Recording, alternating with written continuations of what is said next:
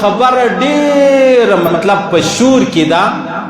چې دا د انجونو تعلیم په اسلام کې ستا کنه زه څه داسې توري وایم چې هغه توري شارټ دي موبایل را واخله فیسبوک را واخله میډیا را واخله په هغه کې پابندي پر دې تورو چې کوم چا د انجونو تعلیم بند کړی دی کوم چا انجونې له کالج یونیورسټۍ څخه بندې کړي دي نو په دې حواله باندې څه مجلس یا خبره کول چې دی هغه غواړم اوله خبره دا د عزیزانو الله رب العزت فرمایي قل هل يستوي الذين يعلمون والذين لا يعلمون ستاسو څه فکر دی چې کوم چا علم حاصل کړی دی کوم څوک علم لري دا د هغه سره برابرېدلی شي چې کوم څوک علم نه لري یا علم نه دی حاصل کړی قطعا نشي سره برابرېدلی دا الله فرمایي په دې تورو کې نه بیا د نر ذکر سته نه د ښځې ذکر سته نه دا خبره ده چې دغه نارینه عالم دا ډیر بهتره دی تر هغه چې هغه نارینه دی عالم نه دی دا توري نسته پکې بس که نر دی که ښځه ده د هغو دپاره دا خبره ده که یوې زنانې علم حاصل کړی و دا بهتره ده دا اعلی ده دا افضله ده تر هغه نارینه چې علم یې نه دی حاصل کړی نو نارینه توب خو لا ځان ته بله خبره ده هغه پرته ده بیا بله خبره دا د الله رسول فرمایي پر هر مسلمان باندې د علم طلب علم زده کړه دا فرض ده حلال حرام د خپل حال مطابق دومره قدر چې ما و تا ژوند تیروو په دې ژوند کې به ما و تا دا زده کوو چې حلال څه ته وایي حرام څه ته وایي ښه څه ته وایي بد څه ته وایي دا پر هر مسلمان که نر دی که ښځه ده د دې زده کړه چې دا هغه فرض ده اوس په دې کې بله خبره دا ده د الله رسول فرمایي وی طلب العلم واجب علی کل مسلم د الله رسول فرمایي طلب د علم پر هر مسلمان باندې واجب دی مسلمان معنا دا نه چې زنانه نسته پکې پر نارینه باندې دغه علم واجب دی نو لحاظه خبره چې دغه خلاصه سوله پر هر نر پر هر زنانه علم فرض دی د حلال او د حرامو تر هغه ځای چې د کوم ځای دته الله امر کړی دی د الله رسول مستلاره چې دغه رسولې اوس خبره دا نه د عزیزانو چې دین او اسلام د انجونو پر تعلیم باندې پابندي لګولې ده دین او اسلام قطعا پابندي نه ده لګولې خبرې دوی دي عزیزانو یو د انجونو تعلیم حاصلول او بل د هغه طریقه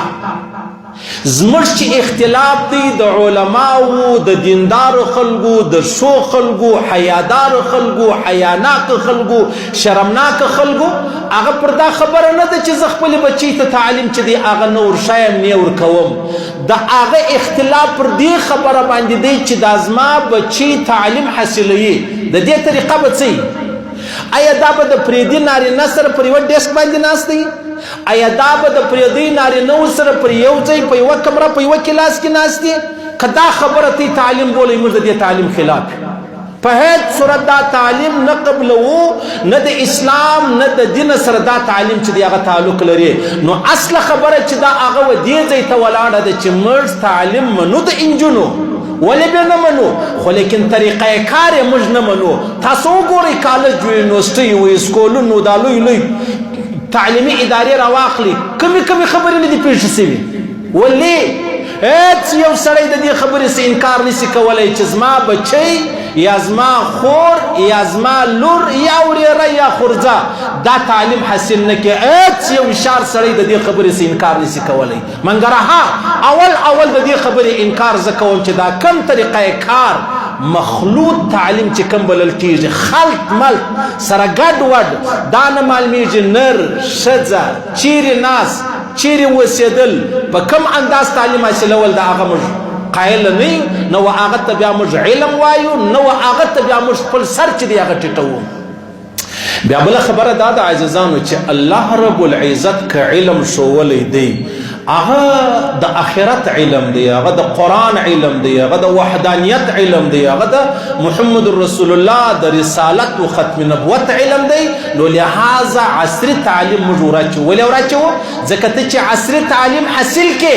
بیا ته قرآن ویلی سي، د قرآن تفسیر ویلی سي، بیا ته بخاري ویلی سي، د بخاري تفسیر ویلی سي، بیا ته د دین او د اسلام سټډي چې کومه بلل کېږي هغه بیا تا کولی سي. نو که تا دغه تعلیم نو حاصل کړی دغسې به ته څنګه بیا راولاړېږي؟ ته د قرآن او د حدیث او د فقه په حواله باندې خپل ځان خبره مې سر خلاص شو. عزیزانو زه به ته یو مثال درکړم. مثال دا دی، کم سړی مسلمان دا خوښوي چې یوه زنانه دي خپلې کپړې په پردي نارینه جوړوي. دا خبره څوک قبلوي؟ اوس نو ما ته دا راوښیه که زما او ستا خور او لور دا راولاړه سي دغه تعلیم حاصل کړي چې دا خپلې کپړې به څنګه سلایي کوي، د خپلو کپړو د سلایي کېدو ترتیب څنګه دی، علم یې څنګه دی، زده کړې څنګه ده. یو سړی د دې خبرې انکار کولی شي؟ یوې زنانې خپلې کپړې سلایي کېده خپله زده کړو، او یوې زنانې پردي نارینه لره ور واستولې خپلې جامې، پردی نارینه یې ور جوړوي. نو ستا په فکر کم مشار سړی، کم دینداره سړی، کم حیاناکه سړی، کم عالم، کم طالب، کم تبلیغي د دې خبرې خلاف دی چې یا زما لور د کپړې نه زده کوي، زما د لور جامې دي بل څوک ور جوړوي، زما کور والا دي جامې نه زده کوي، زما د کور والا جامې دي بل څوک ور جوړوي. ستا څه فکر دی؟ نو دلته دغه ما معمولی قدر مثال درکوي چې یوه زنانه تعلیم وکړي، په هغه کې خپلې کپړې زده کړي، دا به ډېره ښه وي. آیا که پر کور باندې ناسته ده چې د دې کپړې بل سړی ور جوړوي، کومه خبره ښه ده؟ بس ټوله نتیجه صفر شوله. دا کومه پروپاګنډه چې روانه ده چې ها دا دین، دا اسلام، دا قرآن، دا حدیث، دا علما، دا پلانی دا د انجون تعلیم نه مني. ولې به نه منم؟ زه تا ته یو مثال د سلایي در کوم چې زه سلایي منم. نو دا خبره ولې نه منم چې زه د کپړو سلایي منم چې زما بچی تعلیم حاصل کړي؟ دا هم تعلیم دی عزیزانو. نو دا نورې خبرې ولې نه منم؟ او عجبه دا ده، د الله رسول فرمایي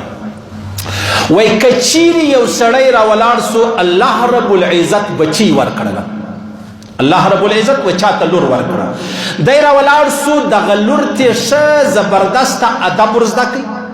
دی راولاړ سو دغه لور چې د هغې ته ښه زبردسته تعلیم ورکړي. پیغمبر علیه صلات وسلام فرمایي دی راولاړ سو د هغې ډېره زوروره پالنګه وکړه چې څه دنیا الله ورکړې وه هغه یې پر خپله لور باندې خرڅه کړله. د الله رسول فرمایي دغه ستا بچي به ستا او د جهنم په مابینځ کې ډال جوړ سي، پرده به جوړه سي. د دغه یوې بچی د وجه به الله رب العزت تا د جهنم په اور نه سوځي. اشه زه د تعلیم خلاف یم که ته د تعلیم خلاف یې؟ زه د فحاشۍ خلاف یم، ته خلاف نه یې. زه د عریانۍ خلاف یم، ته خلاف نه یې. او پروپاګنډه دې دا جوړه کړې ده چې علما د انجونو تعلیم نه مني. دا څنګه کېدلی سي؟ دا ولې کېدلی سي؟ بیا د الله رسول فرمایي که یو سړی راولاړ سو یوه مینځه باندي لونډي، هغه پخوا زمانه کې به دا وې، دا یې راواخیستله، ویې پالله، تربیت یې ور وکړئ، تعلیم یې ورباندې وکړئ، آزاد یې کړله، بیا یې واده ورسره وکړئ. نو د الله رسول فرمایي واده ته الله دوګونه اجر چې دی هغه ورکوي. نو چې یو سړی پردی لور لویه کړي، تعلیم و تربیت و ادب ور زده کړي، پر هغه الله رب العزت دته دوګونه اجر ورکوي. نو که خپله حقیقي لور یې هغې ته تعلیم ور زده کړي، ادب ور زده کړي، بیا یې واده کړي، نو ستا څه فکر دی پر هغه بیا څو اجر میلاویږي؟ قطعا په دا خبرو کې مه راځئ، بلکل مه راځئ. بیا به زه بل تورې درته ووایم. عزیزانو پر دې روی زمین باندې هر سړی آزاد دی، هر سړی آزاد دی. دا موږ ته د جمهوریت تورې ایښول سوی دی، هر سړی آزاد دی. زه به یو تورې در وښیم چې دغه بارنۍ دنیا کې راواخله یا په ټوله دنیا کې راواخله، دا کم چا چې د انجونو تعلیم بند کړی دی، وقتي طور راواخله، عرضي طور راواخله، د لارې د جوړېدو دپاره به څو ورځې دی یو ترتیب مرتیب ورته برابروي. دا خلک اوس پر امریکا و کینیډا و اسټرالیا باندې دا کولی سي چې تا ولې نجونې والقانې یو ځای سره کښېنولي؟ نه سې کولی. حق نه لرو، نه زه لرم، نه ته لرې، نه دی لري، نه عبل لري. نو تا ته دا حق چا درکړي چې ته ما ته خامخا به ستا لور و خور د پردي نارینه سره یو ځای ناست ولې که ستا هغې و ستا د ازادي ده ستا د جمهوریت دی او که پر ما باندې رالی بیا نه ازادي ده نه جمهوریت دی په دا خبرو به نه سره خطا کوو څوک اختیار نه لري چې هغه و ما ته زما د بچۍ زما د خور زما د وطن